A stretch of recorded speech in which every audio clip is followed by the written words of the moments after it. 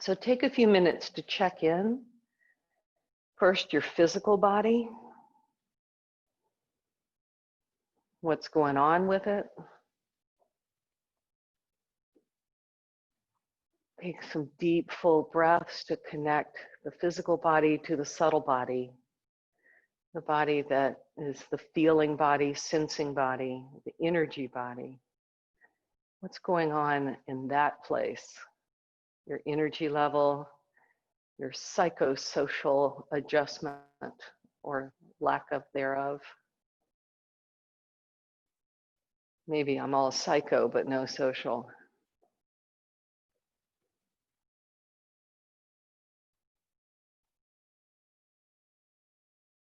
And settle in. And notice what might arise for you as far as an intention for your practice. Intentional practice, conscious practice. And again, I don't know about you, but in my mind, I start to reach for the really cool intention, or not that anyone's ever going to know, but I bring out the judge so quickly in my practice as to whether my intention is a good intention or whether I can even come up with an intention. And that's when I say nothing is an amazingly complex and beautiful intention to be fully in the presence of this moment.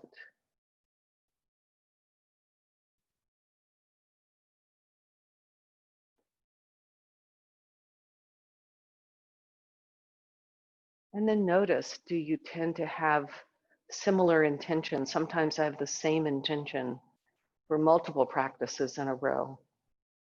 Sometimes all the time, it's my go-to intention. Then every now and then something different pops up. And just notice, it means that's what you're comfortable with, you want to work there.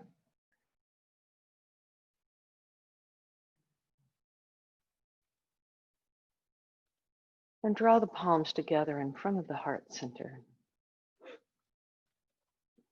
One soft Om to begin practice. Inhale, exhale, cleansing breath. Inhale to Om.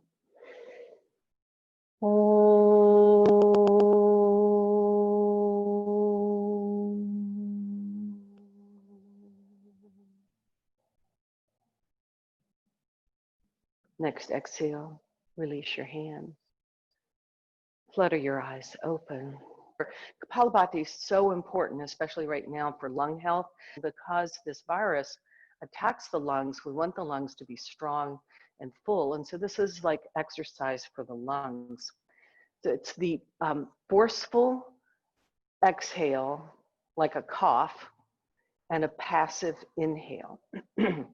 So we can do alternate nostrils. So when you have this over or the mask, you're going to go back and forth. So inhale fully, exhale, cleansing breath. And then begin.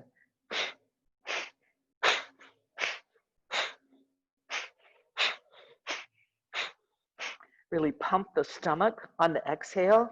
The abdominal muscles should start to feel fatigued after about the third round of this. And that's where having the Kleenex right here cleans up faster.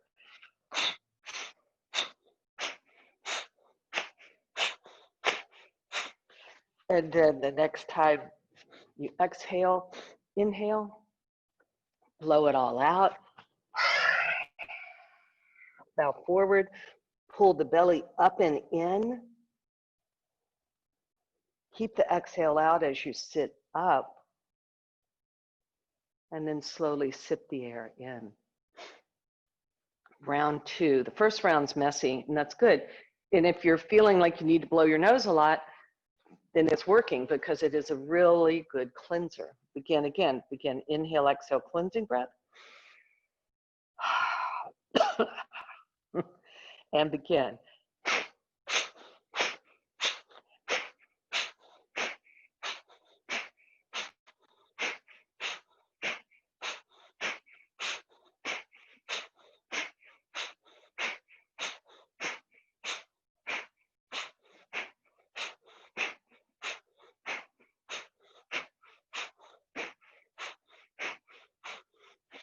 And then exhale, inhale fully. Blow all the air out as you bow forward. Pull the belly button up and in. As you sit up with the exhale still out, pull the belly up and in. When you're ready, slowly sip the air in.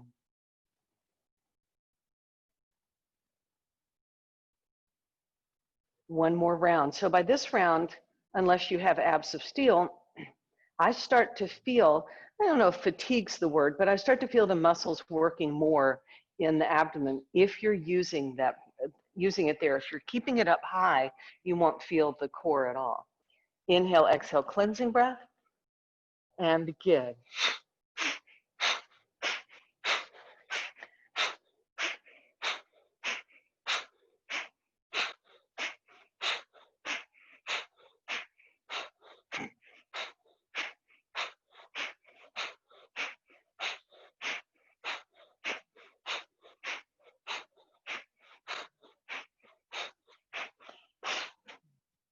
Exhale, inhale. Blow it all out as you bow forward. Pull the belly up and in. Keep the exhale out. Slowly sit up and sip the air in when you're ready. And breathe normally. This is really good for allergies. So we're moving into August, which can really mess with people's between the dust and the weather. It can really start to cause allergies. Get your either a spiky ball or regular ball. We'll work the hands. And again, you can do both hands at the same time. You guys have been doing this, or roll it on the floor, whatever floats your boat in terms of waking up the hands.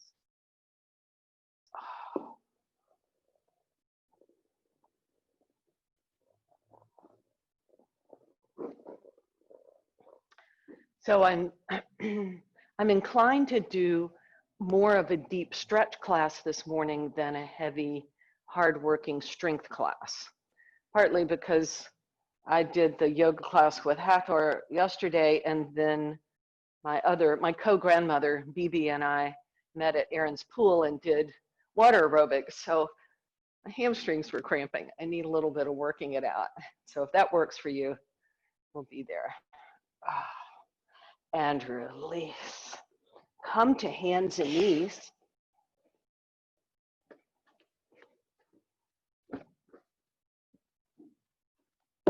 Oops. Pad as you wish. And begin to round and arch the back.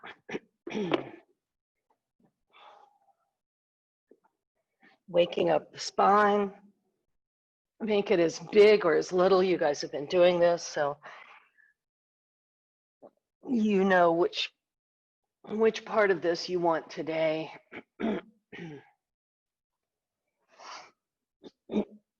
Sorry. Have my regular morning fur ball.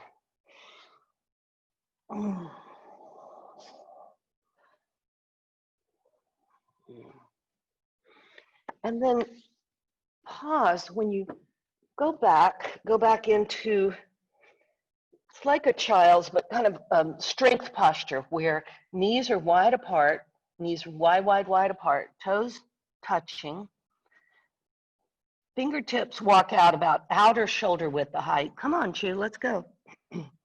Forehead either resting on the floor or a block. And you're energized through the arms. I know you're showing off. You do it really well. All right, come on.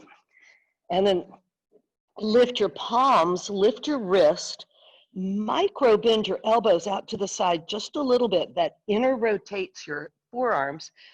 And then keep that, and the inner armpits lift up, outer armpits move down, and that starts to move the elbow points down. So you're working into that middle place where the elbow points aren't totally dropping, nor are they totally lifting, and the inner armpits are moving away from the neck. And then push, as you're stretching the fingertips out, move the hips back towards the heels even more for a longer stretch. Hug the shoulder blades on your back. Lift the head enough to clear the floor and walk over to the right, just about, I don't know, 8-10 inches,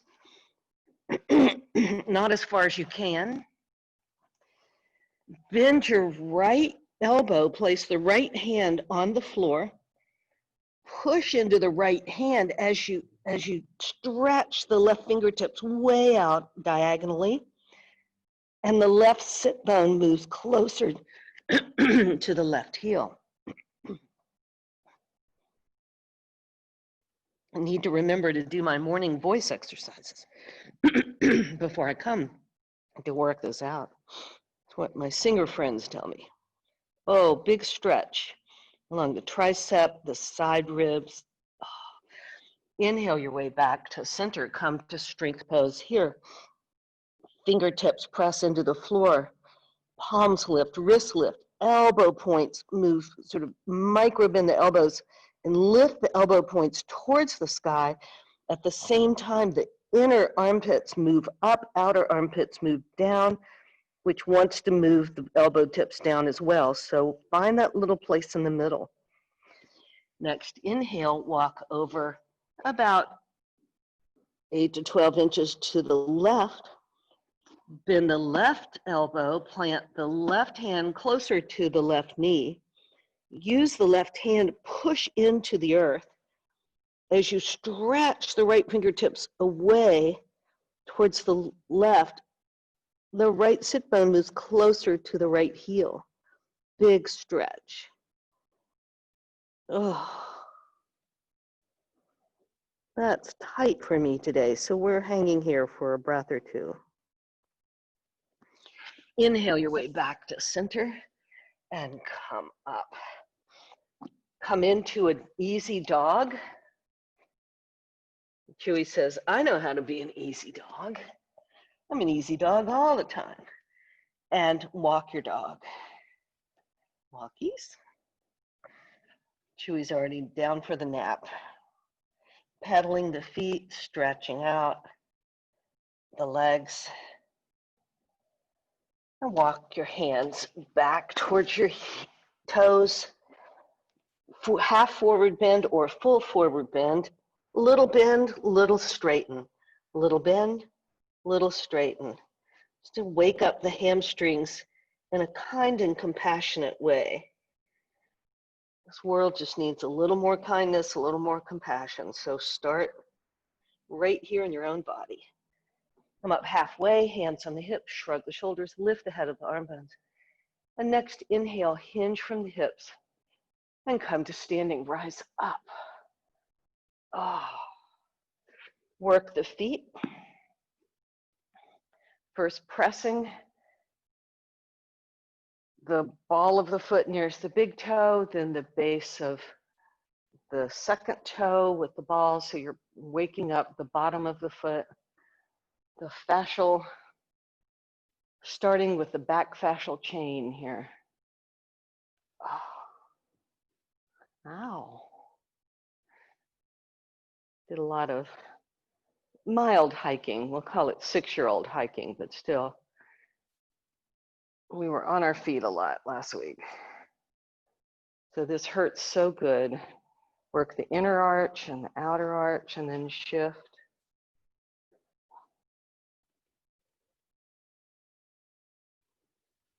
And rinse and scribble, work out the foot.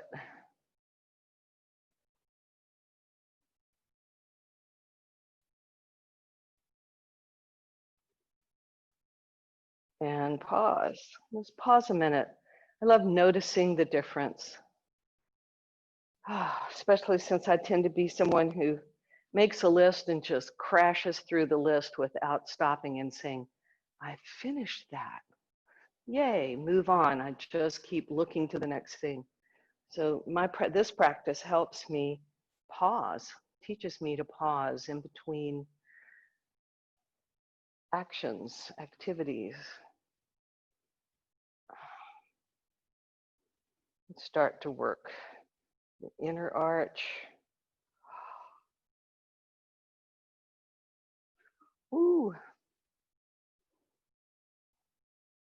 I didn't take the ball with me to Colorado, so my feet are suffering. And then rinse and scribble and work them as you like to work them, waking up the feet.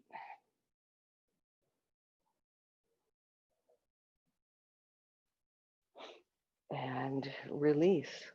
Stand for a moment. Feet parallel. Lift all 10 toes. A little bit more, Dan. Turn the feet, toes in a little bit. Yeah, especially on the right side. So you do the same thing I do. So when Dan was standing, I do the same thing. If I'm not watching, my right foot goes out ever so slightly. And there's a reason, I think, why my right SI joint tends to be the first one to ache. So we all have a tendency to get cattywampered. You just notice and then engage. Lift all 10 toes, press through the 4 corners of the feet. Lift and spread the toes. So as you press the ball of the foot nearest the big toe down, lift your inner arch and press the inner heel down. From the inner heel, fan to the ball of the foot nearest the baby toe. Energetically, at least in your mind, lift your outer arch and press the outer heel down. Micro bend the knees, pressing the shins forward. Hug the heels towards each other more. That will help you engage your inner thigh muscles. Inner thighs move back without knocking the knees together. So the heels are hugging, seesaw principle, right? Hug the heels in, inner thighs back. That gives you a lot to do. You'll be in less trouble. You don't wander out on the streets getting in trouble that way. Keeping that, bring it all home now because we don't want to stand like this forever. Tailbone lengthens down and slightly forward as the legs lengthen without locking. You're still pressing the shins forward, still hugging the heels in, still taking the inner thighs back, but you lengthen it so you look like you're standing normally. And then the toes slide along the floor and press down. Inhale, rise up. Bend your elbows. Come into morning back bend. So the legs are strong where the hips might shift forward in space a bit as you arc back. They don't flop forward. You're not bending in the low back. Tailbone, legs are strong. Tailbone is long. If you lose the legs, lift and spread your toes. And then press the elbows down like you're pulling a lap bar down and arc up, big back bend. Oh, crack the ice of the chest there. And inhale, come back up. Find your strap.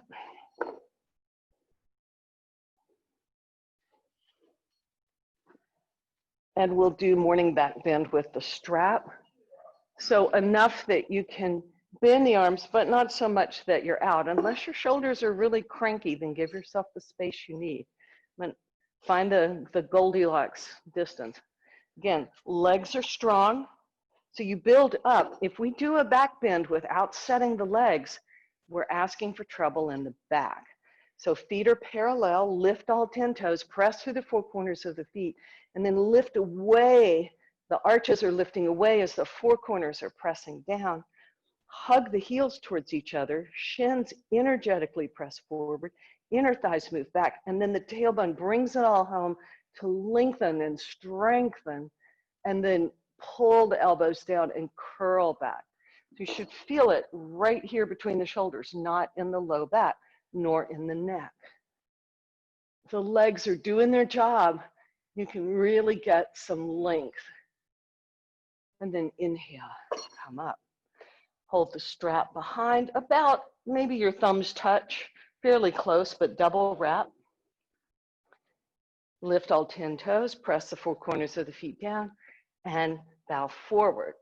So if you're not taking your head below your heart, you can do this standing and just lift the arms. Oh my gosh. Breathe.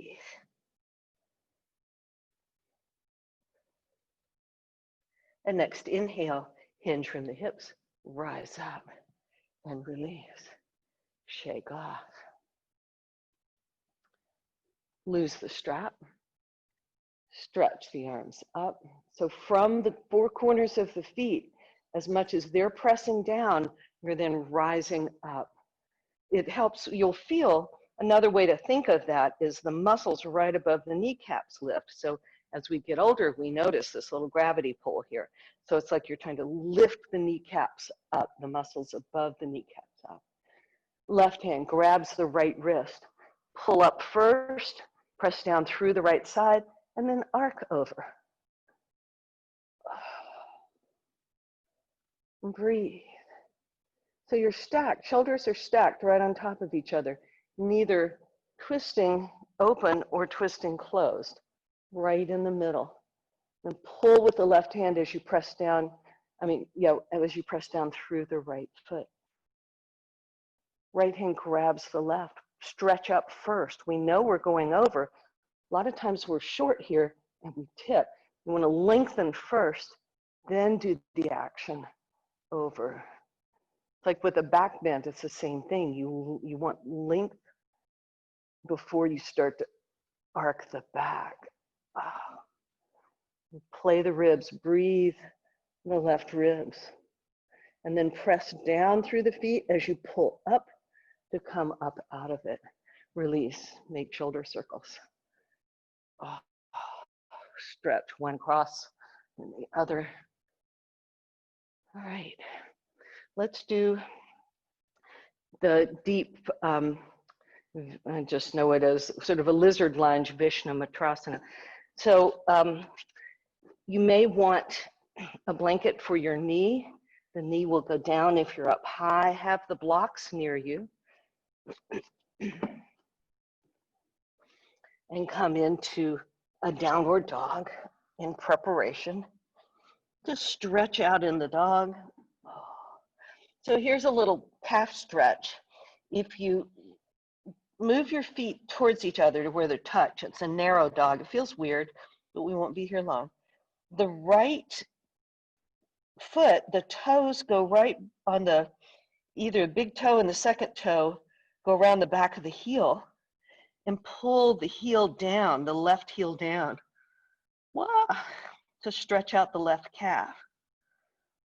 So you're just thread it through there and pull it down and release. Take a wider leg dog and just notice a slight difference. Then walk the feet together.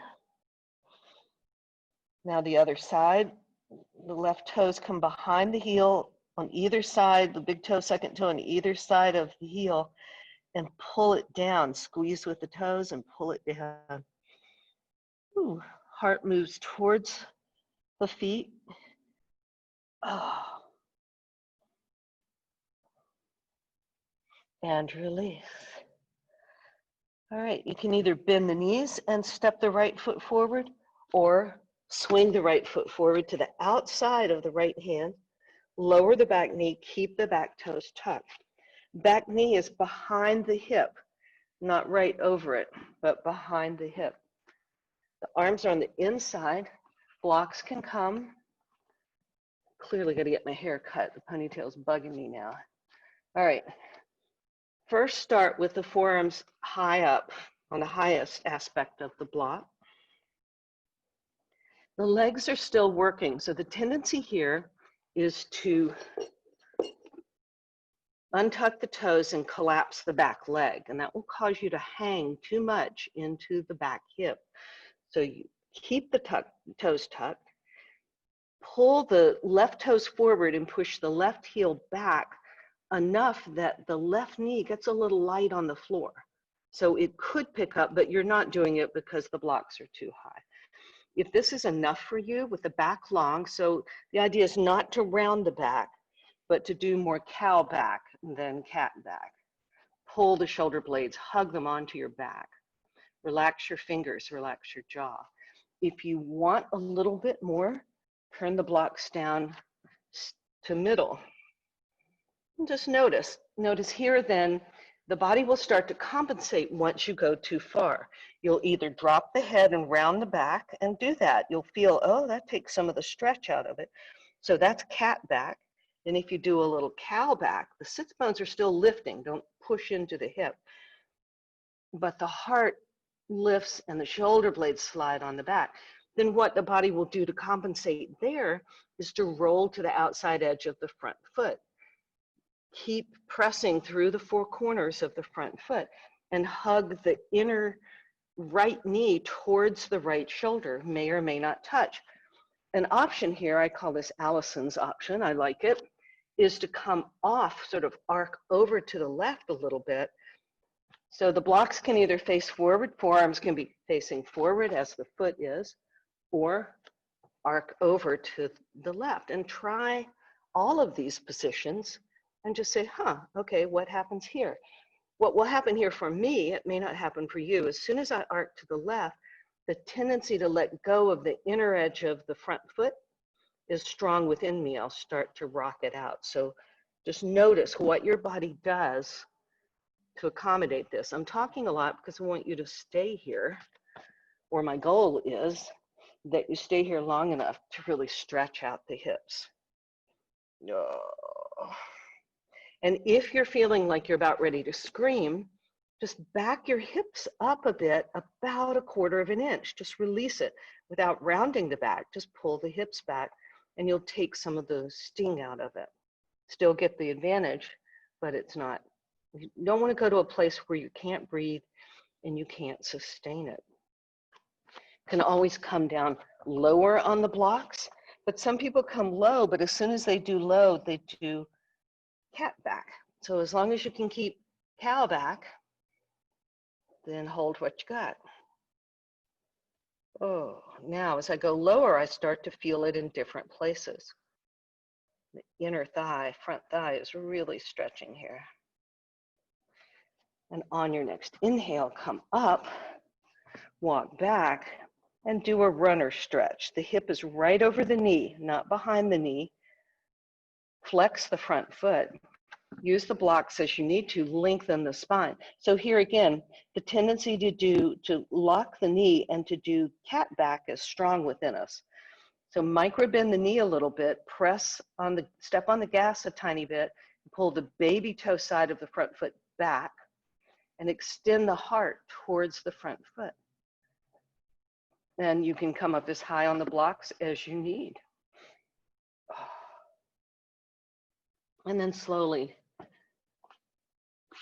be done with that.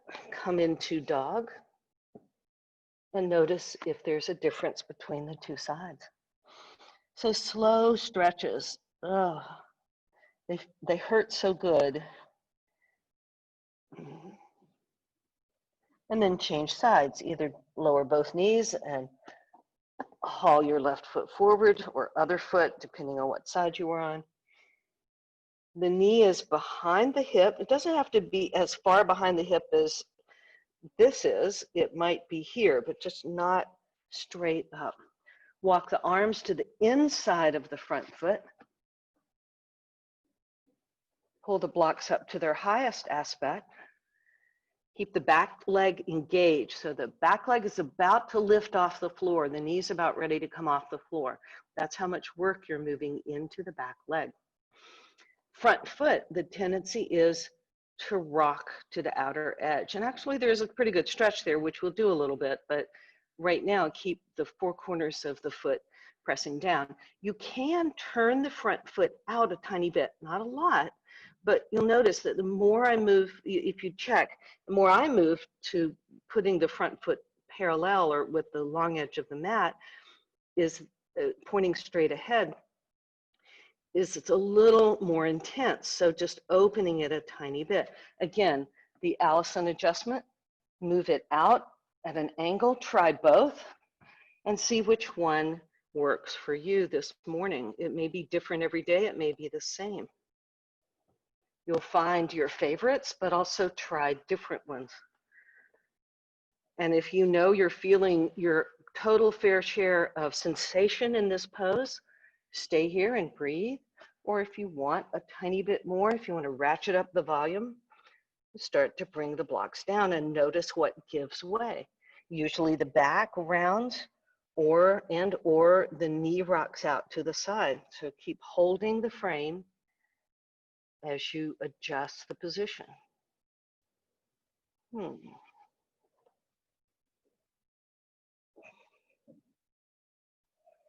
And notice if the stretch changes as you change positions.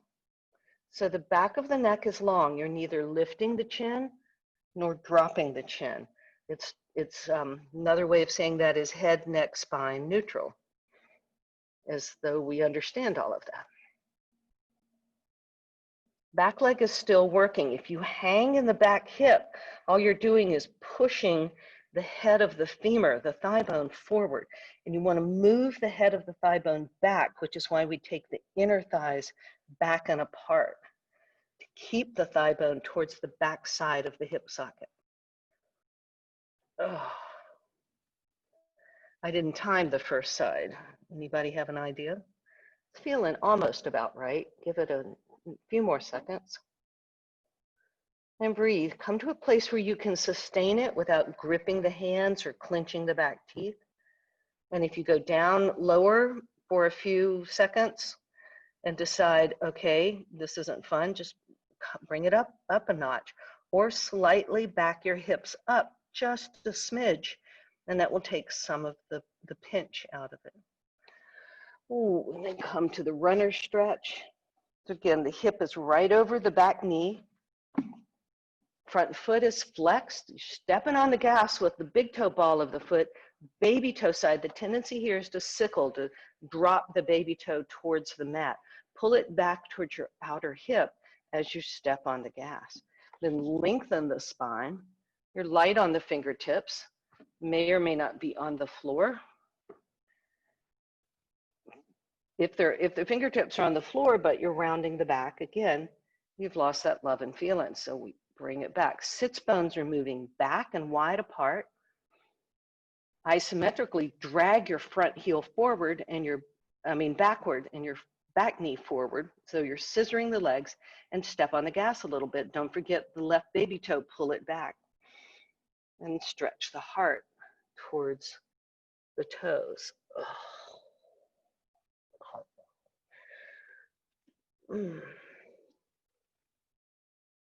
And then release. Down dog, that's my sherbet course, the neutralizer. It's a nice resting pose and an evening out pose, so it's symmetrical. You get to check and see what's going on in the body. And extend.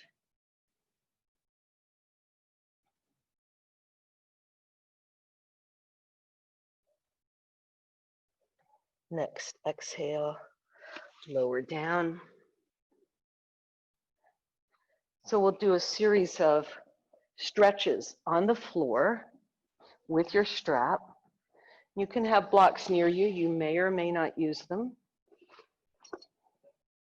Need a sip of water before you come down.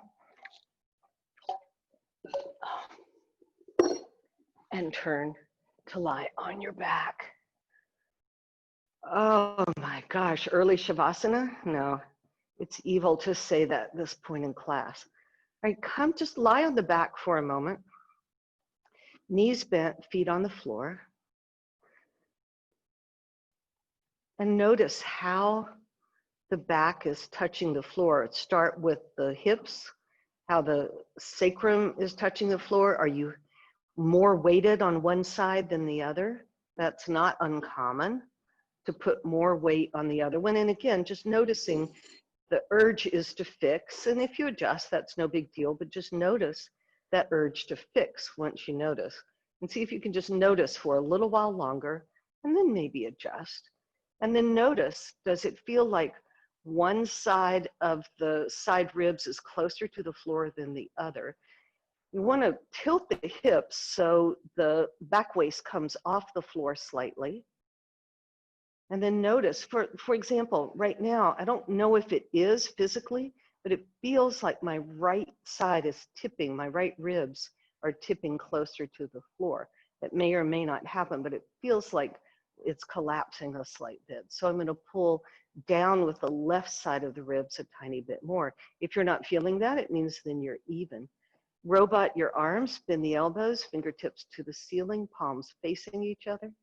Press into the elbows enough to lift your shoulder blades a little off the floor and slide them more onto the back. And notice if one shoulder blade tends to be more weighted than the other.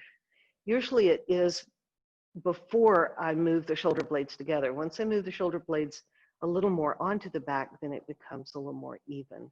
We're never totally even, but just notice. Take hold of your strap. Remember to keep the low back curve. So you want to be able to slide a finger behind your back waist, or at least the energy of the back waist moving off. Take hold of the strap, one strap in each hand, and then pull the arms back down in robot arms. So if you're stretching straight up, then you're pulling the shoulder blades off the back. So keep snuggling the shoulder blades onto the back. Make a little tunnel right down the spine. The chin is neutral, so it's neither tucked. You see how it changes the voice when you tuck it? It also changes the voice when you open it. So come right to the middle place where it's in neutral land. If you're not feeling anything right now, you may feel something along your hamstring. If not, I don't think Sherry or Allison are doing it. And Dan's pretty stretched. So engage a little bit more. Remember that the outer right hip is moving away from your ribs. So a little bit of an outer turnout, outer rotation of the upper thigh. Begin to pull the foot towards, without using your shoulders, just if the hands are wrapped here, you can just start to bring the hands, if the belt's wrapped around the hands, you can bring the hands towards the shoulders without using a lot of upper body strength. Start to stretch it forward. Outer right hip keeps moving away from the ribs. And then slowly stretch the left leg long, unless it hurts the back. And the left leg is like you're standing, so keep it working. As you pull the toes, the right toes, ever closer to the head, notice that the back waist wants to collapse. So keep the back waist lifted, sits bones, and that's what that is an inner rotation all the way from T12, the 12th thoracic vertebrae. You're inner rotating the legs, and then the front leg is also doing a counter outer rotation a little bit more, and you keep pulling in until you feel the amount of stretch across the back of the hamstring that's working for you without collapsing the back. Then release a little bit.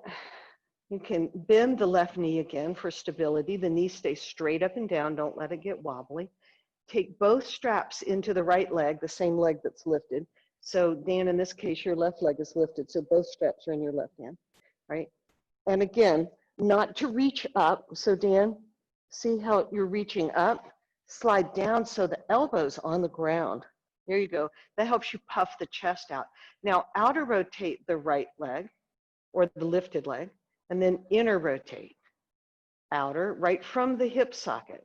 The foot will turn, but you'll notice I could turn my foot without doing anything in the hip socket. So it's coming all the way into the hip socket, inner, outer.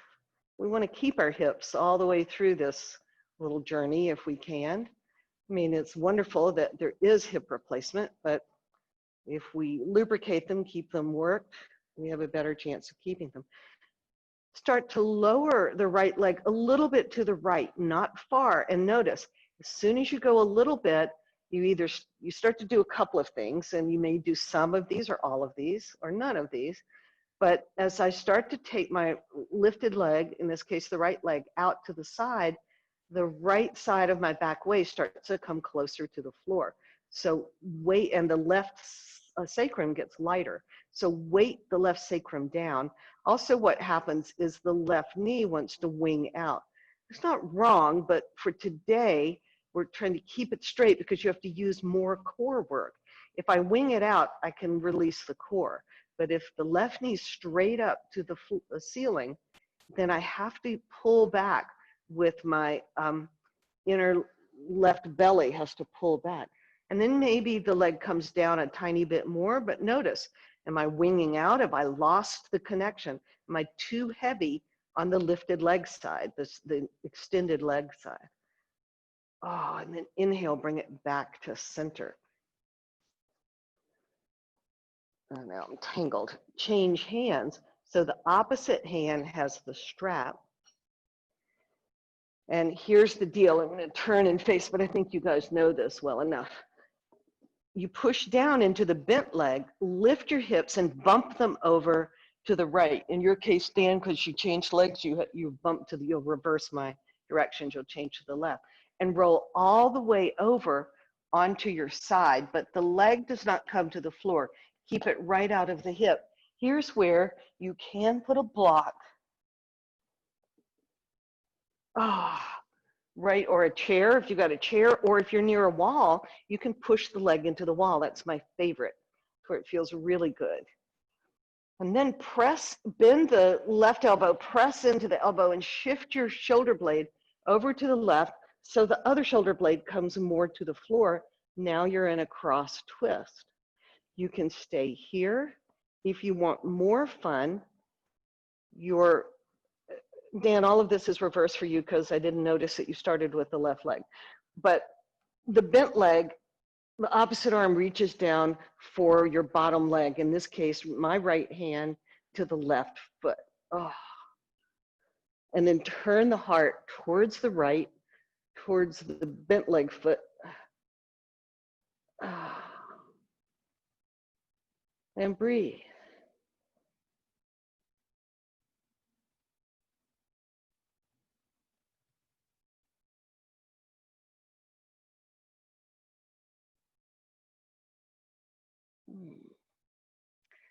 So the teacher who taught me this used to call this American in Paris. And I always thought it meant that she felt like she was flying through the air if she was upright. But she said, no, she just happened to be in Paris. The room was small. She's trying to figure out a good stretch in a small space. I like to call this some version of ski accident pose. There's many versions of ski accident pose. But things are going in different directions. Nice deep stretch here. Kind of a luxury to take the time to stretch long and easy and lazy. Oh. And then inhale back up. Release the strap, stretch both legs long. Hey, Chew. What's up, buddy? Arms overhead, and notice the difference between the two sides. Oh, you're gonna dog lick me, aren't you? You know how much I love dog lick. Yeah, that's good boy. All right, side B, bend both knees. Now your other leg, in my case, the left leg. Put the strap around the foot, slide your hands down the strap so your shoulders come to the floor, the elbows come to the floor. If you double wrap, you don't have to grip with the hands quite so much. And again, come to neutral where it's not an intense stretch. And the sits bones are moving towards the floor, so you arch your low back a tiny bit, tailbone lengthens, belly button drops to the spine. Side ribs, notice if one starts to pick up more than the other, so you have to use a little more core. Your bent leg, my right leg, stays steady. Don't let it wing out. It's like it's a standing leg. It's still working.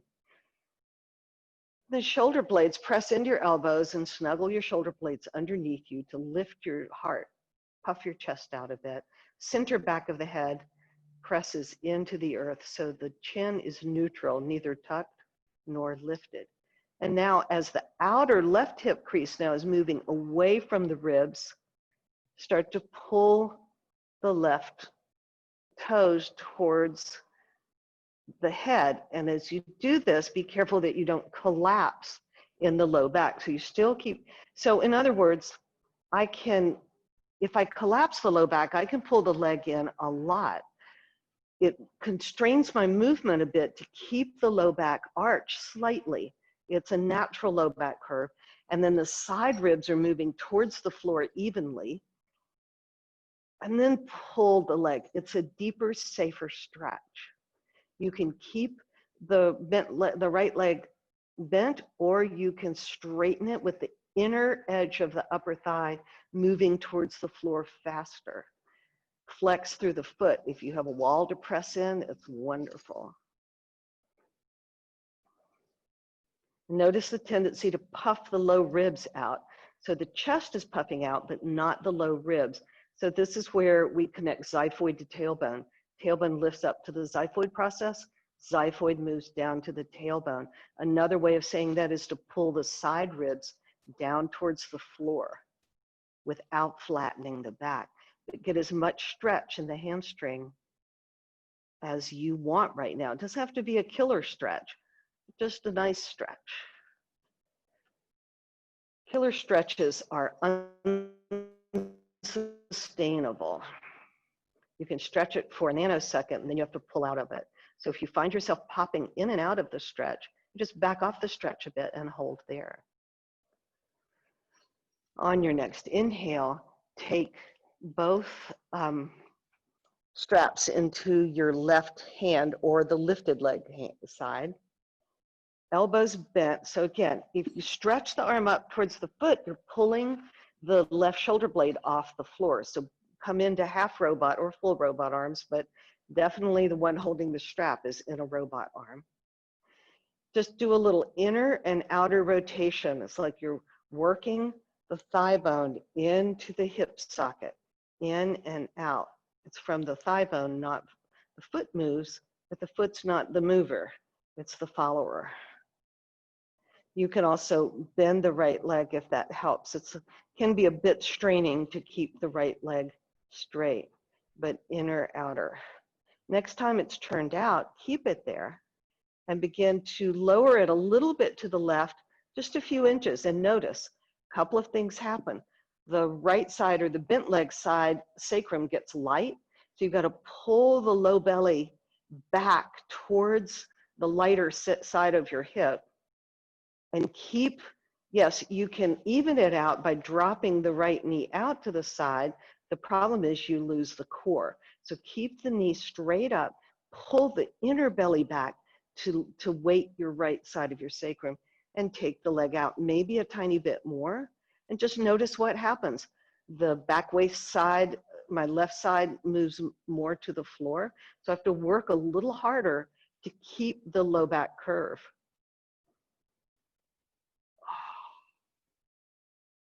And you play that edge a little bit.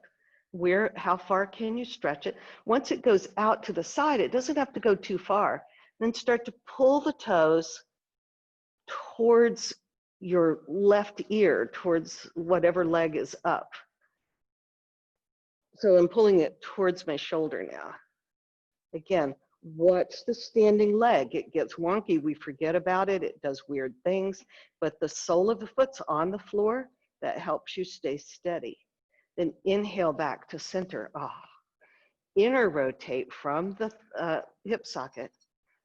Take the belt into the opposite hand with the bent knee, the right foot, push into the right foot, shift your hips over to the left and roll all the way onto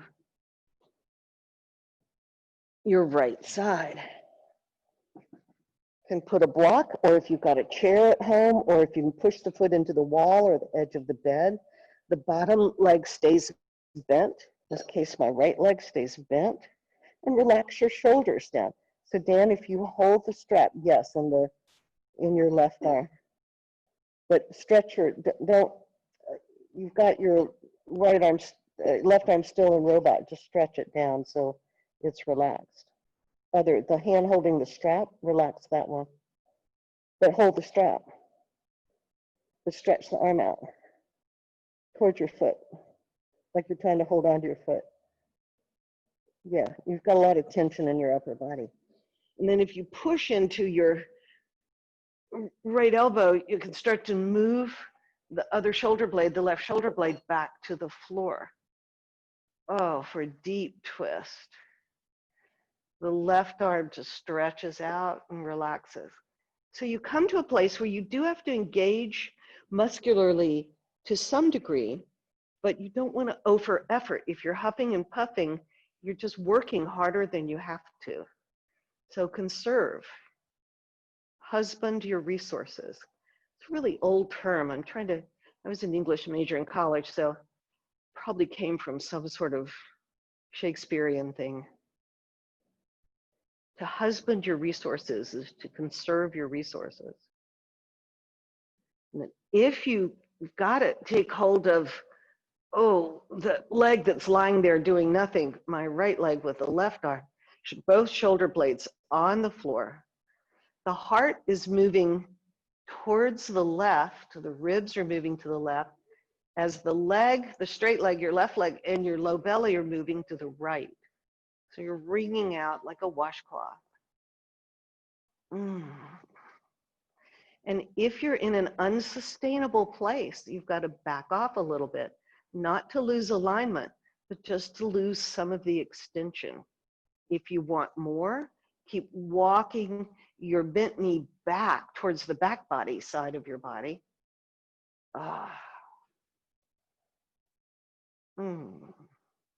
So this gets so many things. It's a twist. It stretches the quadriceps. It stretches the IT band side, the outer hip flexors. So many things. And just take a few more breaths here if you can.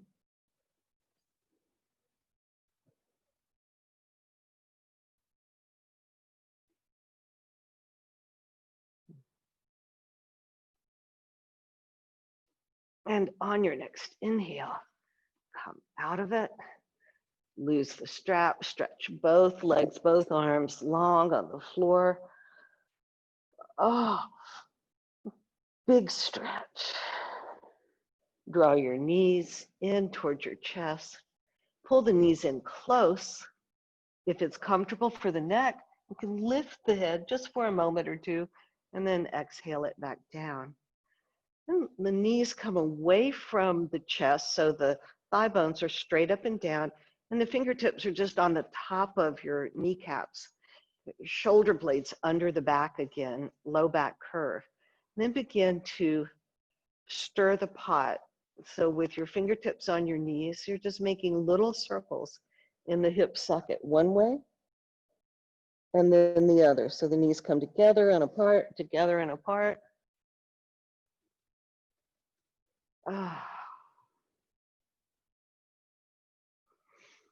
And then any movements you want to do before final relaxation, maybe stretches.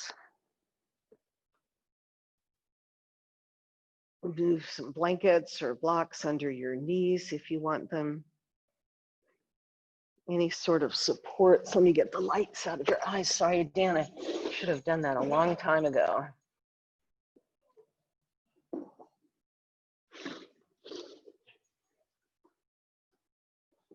Settle in for your rest.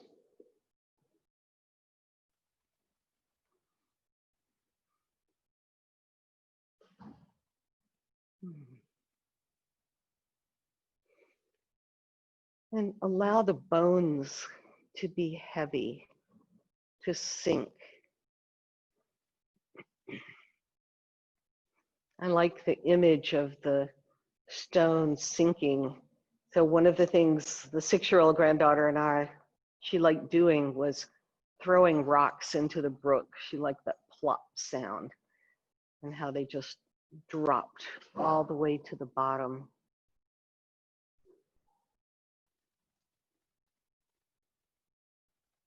And the pelvis, one of the biggest bone, I think, in the body. See it anchor in. I like the image of an anchor in warm sand. The pelvis is grounded, connected.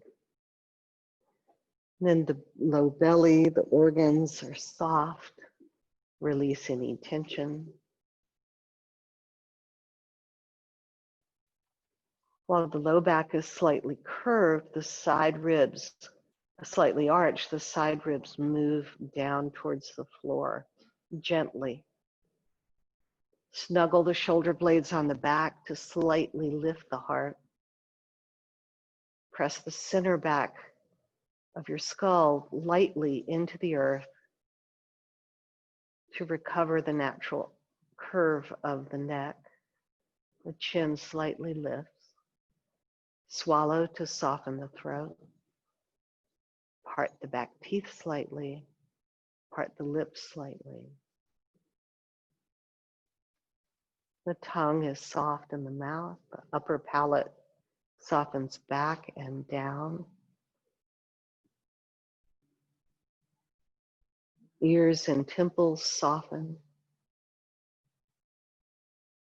The eyeballs settle back into the cradle of your eye socket as all the muscles around the eyes release. You have a full day ahead of you where you'll have to push your vision forward. So for these few moments, you allow your vision to turn inward, to recede. Space between the eyebrows, the third eye center, all the way into the center of the skull, softens and releases. Forehead and scalp soften.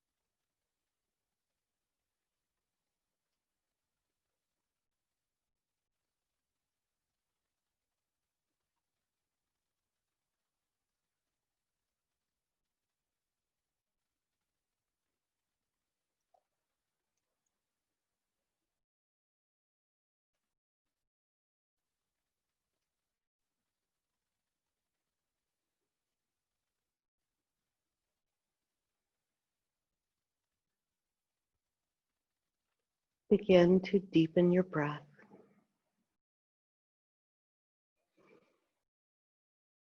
As the breath deepens, invite gentle movement, stretches, starting in the fingers and the toes, moving through the arms and the legs.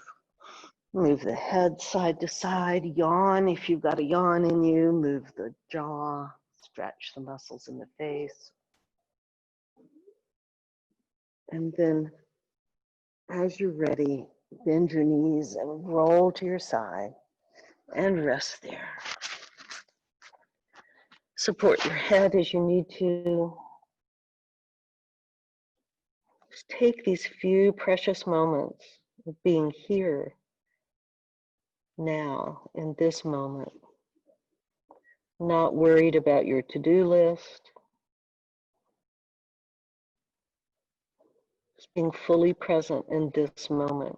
It's a radical act of courage.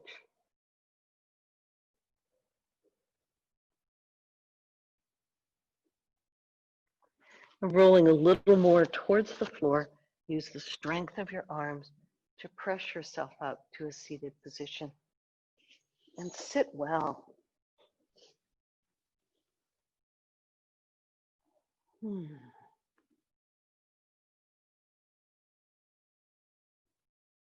Connect to the breath.